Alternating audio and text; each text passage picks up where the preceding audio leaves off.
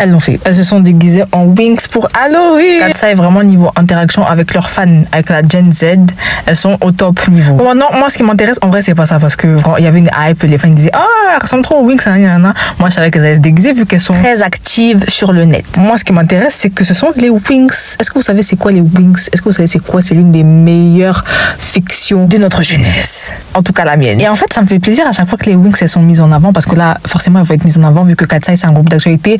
Même si, en ce moment, Katseye, leurs fans, c'est plus basé vers la K-pop, quand elles vont atteindre l'autre segment de personnes qu'elles devraient toucher, ça veut dire ceux qui n'écoutent pas la K-pop, mais ceux qui vont se dire, elle, c'est qui là?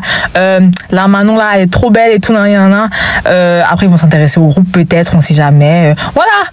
Quand elles auront d'autres fans que ceux de la K-pop. Attention, c'est pas péjoratif, c'est factuel, qu'on soit bien clair. C'est comme les fans de K-pop qui ont connu Blackpink grâce à Jennie, parce que ils aimaient Jennie, la personne et tout, mais ils connaissaient pas forcément Blackpink. Mais après, ils ont fait le lien entre le personnage public et le groupe, et ça leur a donné par conséquent plus de visibilité. Et là, ça va être la même chose avec Katseye. Mais bref, revenons à notre œuvre fictive qui est les Winx. Je voulais juste en parler parce que tout est bon pour parler des Winx à n'importe quel moment. Mais de toute façon, on va pas en parler dans les détails. Là, je vais vraiment vous en parler de manière à en faire un synopsis pour vous inciter à regarder les Winx. Parce que les Winx, il faut savoir que ça a été l'un des dessins animés que l'on catégorisé pour les petites filles en mode ah ouais, ça c'est un truc de filles et tout, ça c'est trop nul les Winx, moi je préfère les Witch. Les gens qui disaient moi je préfère les Witch, moi je ne vous comprends pas. C'est des gens qui n'ont jamais regardé les Winx. Et la plupart des gens qui disent ah les Winx c'est éclaté, c'est qu'ils n'ont jamais regardé. Tu leur demandes ça parle de quoi les Winx? En vrai, de toi à moi, ça parle de quoi les Winx? Et après réponse zéro, it's quiet and no back talk. Et ça c'était vraiment l'une de mes 14 reasons why quand j'étais petite, parce que j'étais en mode mais les Witch et les Winx niveau écriture ça se vaut, limite si les Winx ce n'est pas plus complet, les Winx c'est archi complet. Et c'est pour ça que je vais vous faire un petit synopsis. Vraiment la vidéo là va être archi courte, c'est juste que je voulais parler des Winx parce que le jour où j'en parlerai en mode spoil, et je parlerai de plein de dessins animés en même temps, parce que là en fait j'ai pas envie de parler, en fait j'aime trop parler pour rien et je suis là, je suis pas rémunérée. Et vous savez que moi j'ai des avis chargés, très chargés, genre là j'aurais pu parler 40 minutes des Winx, mais bon voilà, on attendra les Anka. Mais carrément, en fait, ma chaîne, c'est tellement un skyblog. J'aime trop vous parler, là. C'est trop un skyblog. On dirait un skyblog en faisant des vidéos. Et donc ça, j'aime trop. Bref, du coup, on va en parler de manière résumée. Je vous assure, je vais pas durer. Ça va pas être long. Juste pour vous inciter à voir si vous faisiez partie de cette team de personnes qui n'ont pas regardé les Winx parce que il y avait des préjugés dessus. Alors que c'est très bien écrit. C'est vraiment très bien écrit. Nous, on cherche pas à ce que ce soit profond ou deep ou trop complexe. Ou juste que ce soit très bien écrit. Et les Winx, c'est ça. Parce que pour moi, une bonne œuvre de fiction, c'est une fiction où il y a une intrigue principale et autour de l'intrigue principale, il y aura plein d'intrigues secondaires auxquelles, bien évidemment, on va répondre tout au long de l'œuvre pour venir donner du développement et du caractère aux personnages principaux de l'œuvre et venir renforcer graduellement l'intrigue principale, lui donner plus d'importance parce qu'au fur et à mesure d'une œuvre aussi, les intrigues elles deviennent plus sérieuses. Et à la fin, bien sûr, on va répondre à cette intrigue principale au final et l'œuvre elle sera à son apogée. Et ça fonctionne souvent comme ça, keep up with me, dans les mangas. Et par arc, là je vous parle d'un arc. Dans les arcs, c'est souvent les critères que je vous ai racontés. En mode il y a une intrigue et il faut la résoudre. Du coup, on va poser plein d'intrigues secondaires qui vont venir donner du lore à l'intrigue principale, mais aussi du développement aux personnages principaux, secondaires et tout ça. Et c'est bien écrit, tout ça. Ah, c'est trop bien. Vraiment, c'est trop bien. Et ça peut constituer un arc. Parce que, évidemment, on juge une bonne œuvre à l'évolution des caractères des personnages, de leurs relations entre eux, de ce qui se passe dans l'œuvre à ce moment-là. En fait, plus ça va graduellement, mieux c'est. Parce que plus ça va graduellement, en fait, vous voyez ça comme une droite. Une droite affine, croissante. Et les Winx, c'est ça. En tout cas, moi, je divise les Winx de la saison 1 à la saison 3 et la saison 4, c'est une saison bonus. Vous n'êtes pas obligé de regarder cette saison, mais moi, j'ai regardé parce que j'avais un peu espoir. Et parce que j'aimais bien le générique au final. En fait, c'est parce que c'est la nostalgie. Mais la saison 4, vraiment, on se fout de nous. Mais donc, laissez-moi vous expliquer pourquoi je vois les Winx avec les codes d'un shonen. Un shonen, si vous savez pas c'est quoi, c'est un animé de base. Ça veut dire que ça vise un public de jeunes garçons. Mais on a catégorisé aussi le shonen avec des œuvres qui ont des codes particuliers. Et moi, je trouve que les Winx, ça a les codes d'un shonen.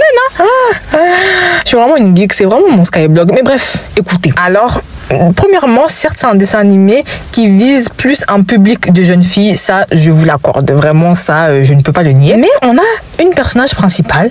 En fait, je vais vous résumer ça en mode comme si je vous racontais une de mes storytime. Vraiment pour faire vague de ouf. Mais allez regarder les Winx. C'est vraiment bien à regarder si vous faites vos devoirs. N'essayez pas de faire ça, mais c'est un truc qui se regarde. C'est facile à regarder. C'est trop facile à regarder. Donc, reprenons. À l'inverse d'un shonen où la plupart du temps, le personnage principal, tout le temps, le personnage principal, c'est un jeune garçon. Là, on parle d'une jeune fille qui s'appelle Bloom. Voilà, Bloom, elle habite dans une ville, c'est Gardenia, tout ça. Elle fait du scooter. Elle a des frères ennemis ici, là, dans sa cité. Et voilà. Et un jour, Bloom, elle a un animal de compagnie qui s'appelle Kiko. Et Kiko, cet animal de compagnie, ils sont dans la forêt. Il va genre de venir, elle va suivre. Eh ouais, parce qu'elle soit tellement ghetto. Bref.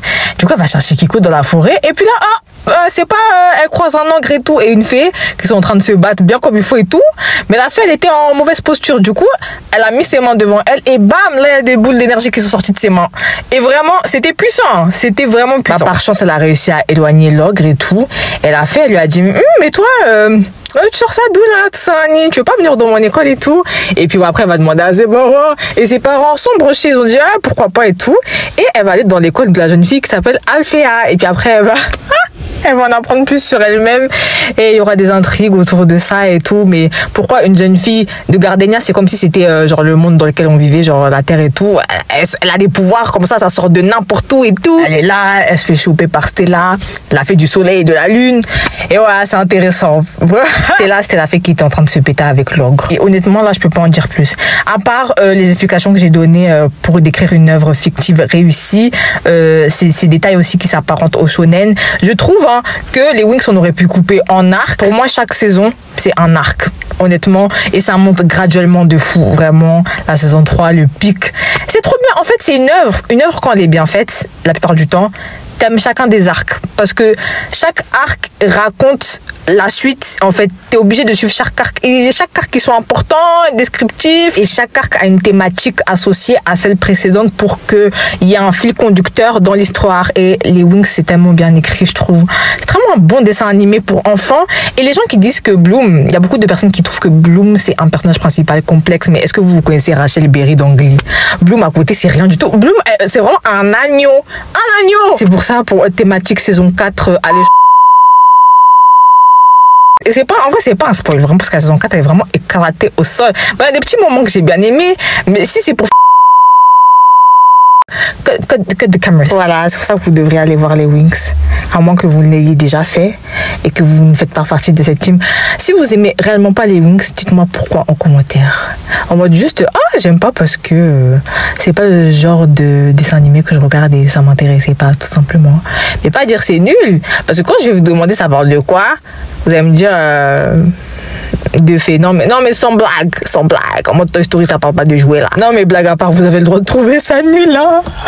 Chacun ses goûts, n'oubliez jamais. C'est pas parce que moi je suis là, je fais la supporter des Winx que vous n'avez pas le droit de trouver ça nul. Si vous trouvez ça éclaté au sol, vous avez le droit de trouver ça éclaté au sol. Regardez-moi, toute saison après la saison 3, pour moi, c'est éclaté au sol. La saison 4, je la tolère encore juste parce que j'ai grandi avec, mais sinon, leur saison commerciale là. Et je suis assez sérieuse parce que de base, qu'est-ce que tu veux faire de plus après la saison 3 hein? C'était la fin là.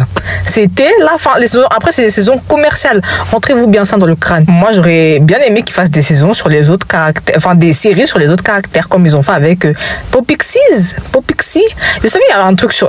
Je sais que ça a existé. En tout cas, vous êtes vraiment mon Skyblog. I love you so much. Parce que cette vidéo... en fait, j'ai juste envie de poster parce que j'ai envie de poster, quoi. C'est les Winx, quoi. L'une des meilleures œuvres fictives de dessin animé. Assez voilà, c'est peur. En tout cas, Niawina, c'est pour ça que je voulais faire cette vidéo, en tout cas.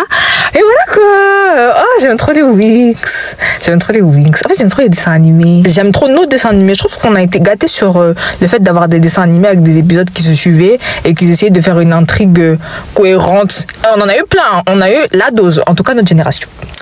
Ah voilà, love you all. Remarquez, j'ai dit que j'avais parlé pas longtemps, j'ai parlé 9 minutes. Vous voyez? Et j'ai même pas parlé de ce qui se passait dans les Winx. Mais pour moi, les Winx, c'est l'un de mes dessins animés avec les codes du shonen. Regardez comment ça monte graduellement, comment il y a l'apogée, comment il y a tout. Il y a des transmos, il y a des primes. C'est vraiment un shonen, je suis désolée. Avec beaucoup d'épisodes hors série. Ce qui pourrait renforcer le fait que ce soit visé à un public de jeunes filles parce que c'est hors série. Concerne, voilà, le concours de beauté, par exemple, on m'a souvent ressorti en mode ouais, ça parle de trucs de filles et tout, mais ça veut dire quoi, truc de filles? Hein? Vous pouvez pas regarder un concours de beauté? Ou aussi les intrigues amoureuses qui sont très bien amenées, je trouve. Ah non, c'est trop bien, c'est trop bien. Et comme voilà tout ce qui est, c'est souvent associé aux filles, ça, les gens ils vont dire ça, mais même les garçons ils peuvent regarder les Winx. J'en ai rien à faire. Arrêtez vos stéréotypes bêtes. C'est trop bien les Winx. Et bien sûr, il y a des trucs comme ça, mais ça ne se résume pas qu'à ça. C'est trop intéressant les Winx, vraiment. Really. De la même manière là dont on dit shonen, ça veut dire qu'ils visent un public de jeunes garçons. Ça veut dire vise seulement. Ça veut pas dire c'est pour eux. Ça vise, c'est juste pour cibler. Après, maintenant, chacun les sait. Non, bref, sérieusement, I love you. J'ai quand même réussi à faire une vidéo de 10 minutes. Waouh, bravo, mère. Mais est-ce que vous ressentez mon application? C'est trop compliqué. Bref, les Winx, le shonen de ma vie. L'un des shonen de ma vie. Je parle lenta.